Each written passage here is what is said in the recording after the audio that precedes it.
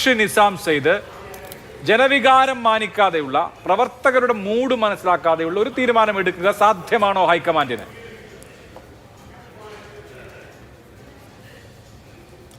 High command ഏകപക്ഷീയമായ ഒരു തീരുമാനമാവില്ല എടുക്കുന്നതെന്നാണ് എൻ്റെ വിശ്വാസം.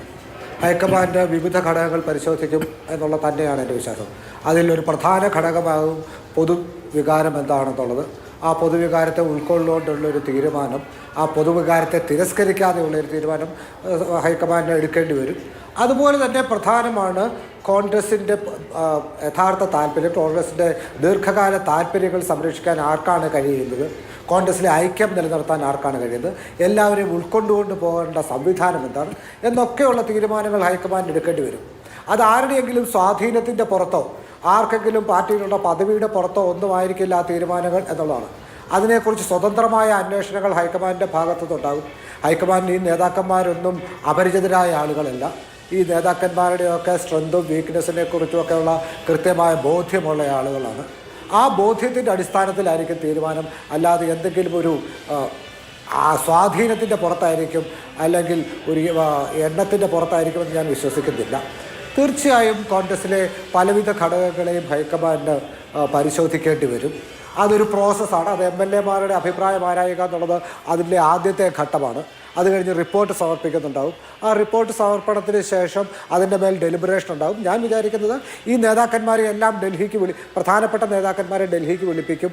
അവരുമായി ചർച്ച നടത്തി ഒരു സമവായമുണ്ടാക്കി കാര്യങ്ങൾക്ക് ഒരു പൊതുവായ ധാരണയിലായിരിക്കും അടുത്ത മന്ത്രിസഭ രൂപീകരിക്കുന്നതെന്നുള്ളതാണ്.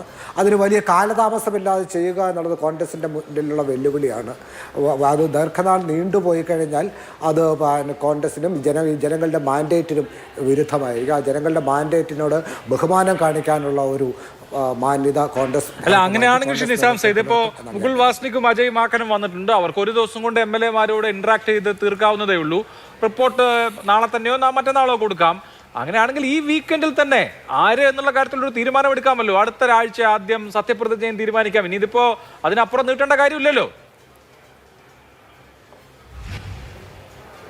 അങ്ങനെ ഒരു ടൈം ഫ്രെയിം നമ്മൾ അവരെ അടിച്ചേൽപ്പിക്കേണ്ട കാര്യമല്ലോ.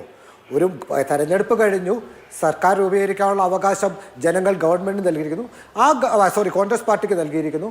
ആ കോൺഗ്രസ് പാർട്ടി അതിൻ്റെ ഒരു ഡ്യൂ പ്രോസസ്സിലൂടെ ടൈം എടുത്ത് ചെയ്യാനുള്ള ഒരു അവകാശം നമ്മൾ പാർട്ടിക്ക് നൽകുക.